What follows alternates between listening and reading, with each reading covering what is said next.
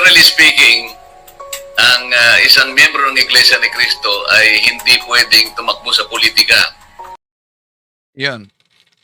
Opisyal na aral ng INC na ang kaanib nila ay hindi pwedeng tumakbo sa politika.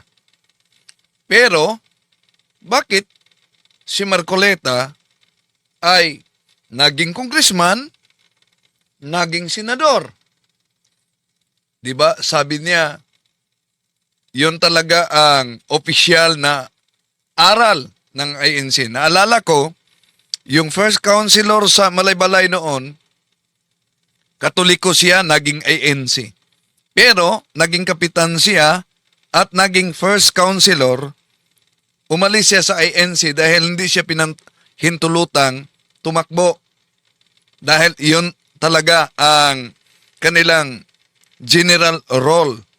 Walang miyembrong pinapayagan na tumakbo sa pagkapolitika. Lumipat siya sa balik Islam. Kaya nang nagkita kami, balik Islam na siya. Pero sa dami niyang mga katanungan, alam niyo mga kapatid, bumalik at yumakap siya sa simbahang Katoliko. Tatalakayin natin ang paliwanag ni Marcoleta. Bakit daw na general role nila, bawal ang mga miyembro maging politiko. Pero may exemption si Marcoleta.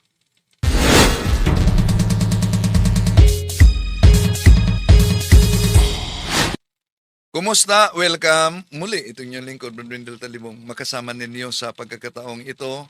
At ako ang inatasan ngayon sa punto por punto na magtalakay may kaugnayan sa paglilinaw natin sa aral na ito'y palaging binanatan din ng mga ministro ni Felix Manalo. Ang likas na kalagayan ng ating Panginoon Jesucristo.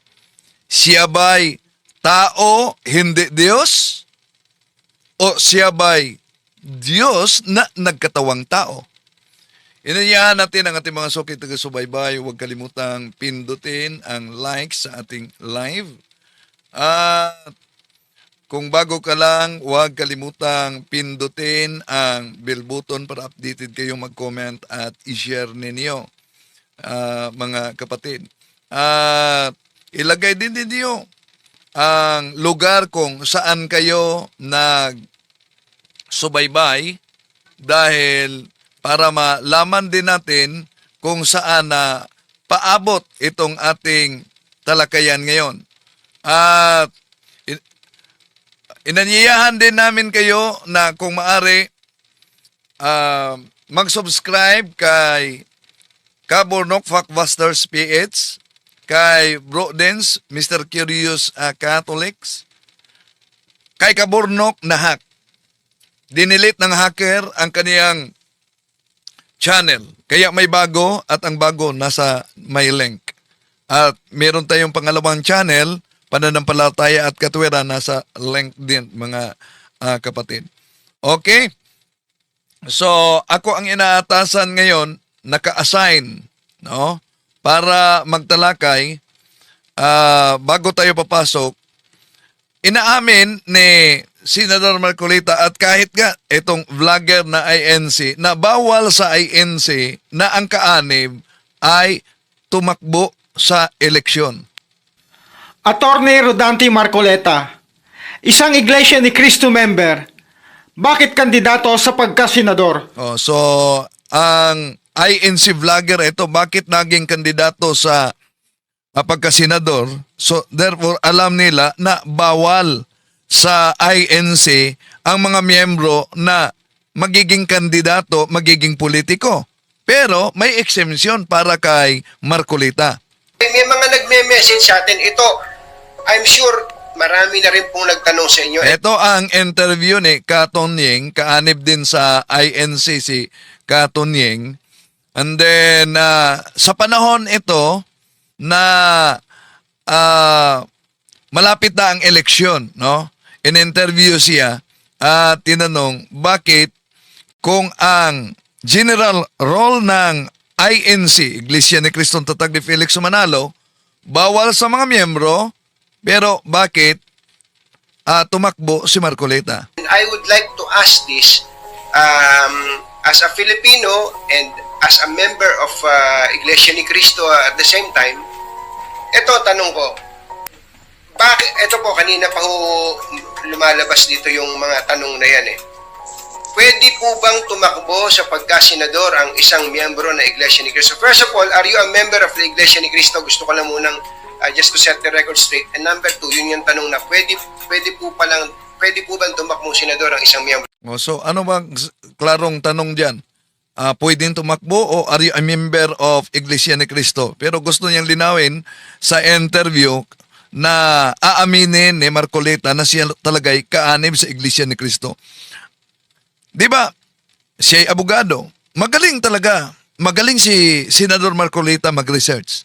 Dahil naalala ko yung issue kaugnay kay Waminal, Congressman Waminal noon. Ang galing mag-research ni Marcoleta.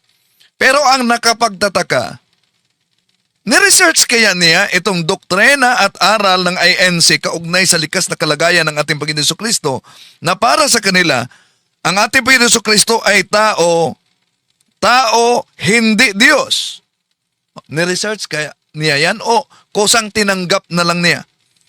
At para sa kanya, siya ba'y konbinsido na talagang totoo yung aral ng INC? Okay, tuloy natin. Ng Iglesia ni Cristo. Unang-una, kailangan malaman ng ating mga tagapakinig at taga-subaybay mo sa iyong malawak na program na ako'y membro ng Iglesia ni Cristo. Ngayon, inamin niya na siya kaanib sa Iglesia ni Cristo. At alam naman ng karamihan. At generally speaking, ang isang miyembro ng Iglesia ni Cristo ay hindi pwedeng tumakbo sa politika. Yan. Yun ang dahilan na yung nakausap ko sa Malabalay Bukid noon na isang first counselor, 2024 pa yon nang nagpunta kami doon dahil inimbita ako para sa katikisim. Siya pala'y Katoliko noon. Lumipat sa Iglesia ni Cristo. Bakit lumipat siya sa iglesia? Dahil meron siyang pagka-lukewarm Catholic noon. Although Catholic siya, walang alam kaugnay sa pananampalataya. At dahil siya ay kumakandidato sa pagkabarangay kapitan, ay hindi siya pinahintulutan. Hindi katulad ni Marcoleta, pinahintulutan umano sa tagapangasiwa. Pero siya hindi pinahintulutan, kaya tumiwalag siya sa iglesia at yumakap. First counselor ito sa Balay-Balay Bukid noon. Yumakap siya sa balik Islam. At siya din mangaral gamit ang kasulatan Biblia at ang Quran. Pero nung inimbitahan siya na mag-attend sa katikisim, ang dami niyang mga katanungan. Grabe, dami siyang mga katanungan.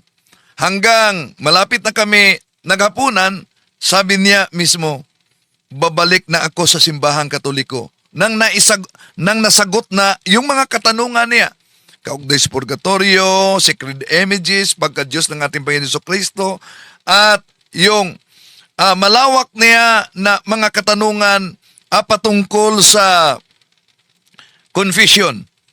Matapos masagot, meron daw umano siyang relative na pare, no?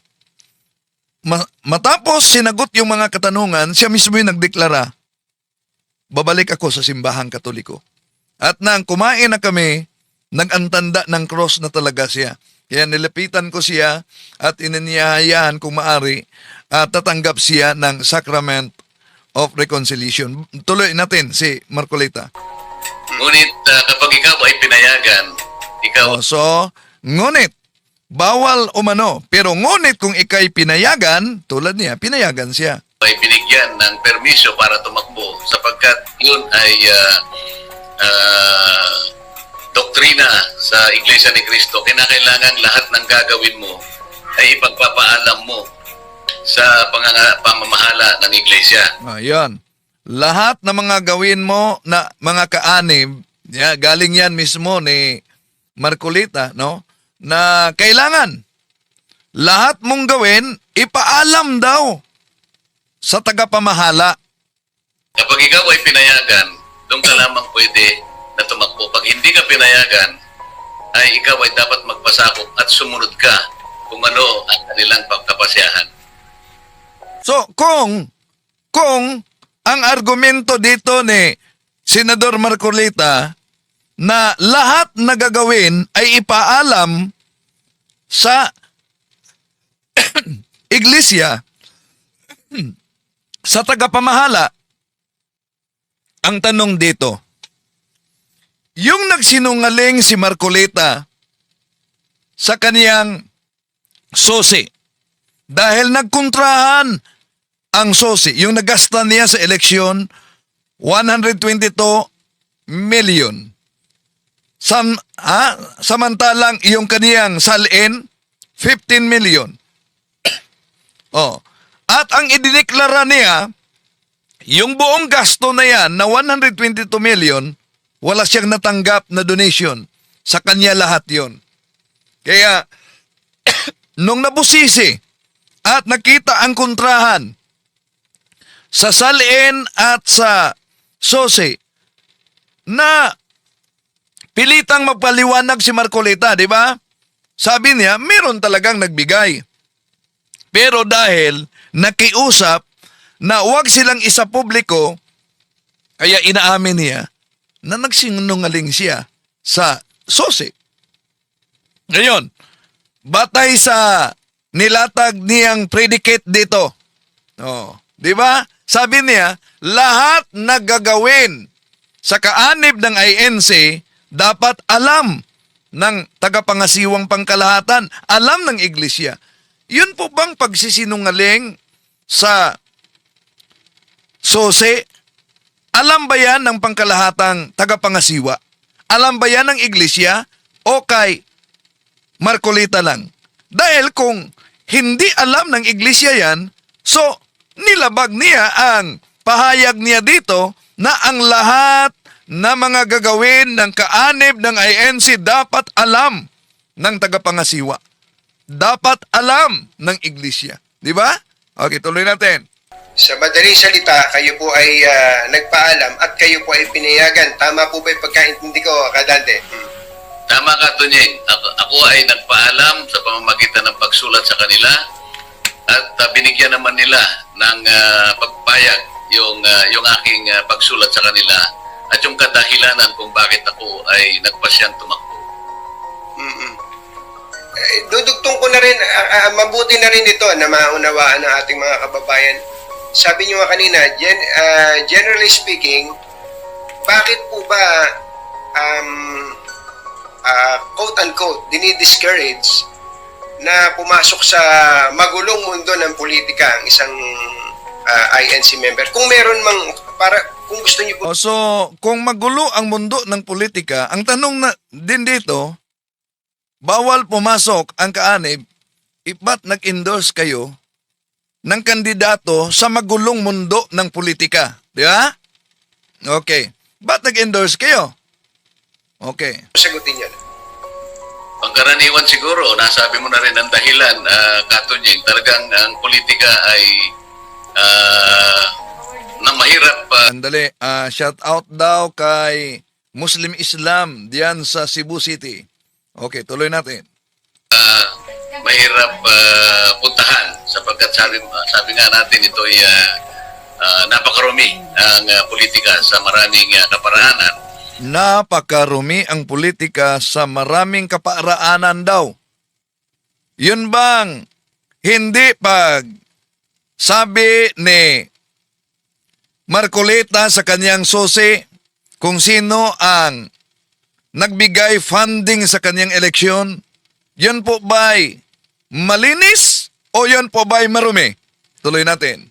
Siguro, ito palagay ko lamang naman, kaya naging kautusan siguro sa iglesia na huwag na lamang lumusog sa pamumulitika sapagkat sari-saring intriga, sari-saring dumi ang ipupukol sa'yo, baka mamaya ay hindi kayanin ng miyembro at maging dahilan pa ito ng iba't ibang problema na dumating sa kanyang buhay. Kaya nung inamin ni Senador Marcolita, nung inamin niya na nagsisinungaling siya at pinatawag siya sa Commission on Election dahil may mga iba't ibang reaksyon dito ang mga abogado na nanganganib daw matanggal si Senador Marcolita, nanganganib ding makulong daw dahil sa pagsinungaling sa sinumpaan niyang salaysay sa susi. Ang tanong, kakayanin kaya niya ito? Pinatawag na siya. Ano kaya ang resulta nito? Ang Commission on Election by maimpluwensyahan? At ito bang isyong ito'y mahulog na lang at makalimutan? Abangan natin yan. Pero magaling talaga si Senador Marcolita, lalo na pag mag-research sa mga isyu. No? At nung congressman lang, grabe. No? Grabe talaga. Nagsubaybay ako sa investigation. Magaling siya.